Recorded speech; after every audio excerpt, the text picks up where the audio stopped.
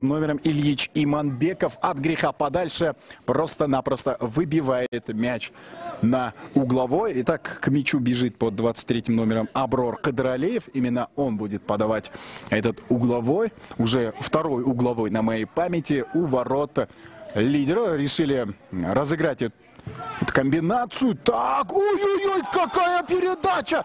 И забивает Ходжхоратинский Нефтчи под третьим номером. Это был Азамат Абдулаев. Азамат Абдулаев забивает первый мяч своей команды после роскошной передачи от Аброра Кадралиева.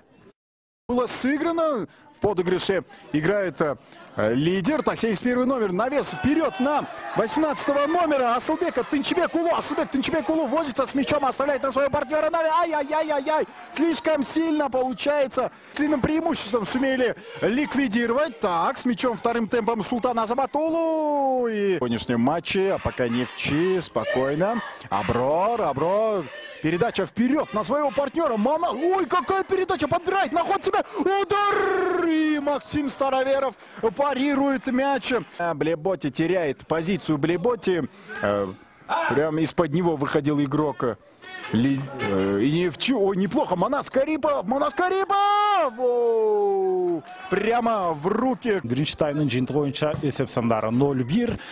Нашыл Нефтчи командасынан Азамат Абдулаев екінші қабаттан соққы ұзатып гол жаратқан. Азырынша ал жалғыз. Мунасаға соққы деп ұшынайды. Чындығында.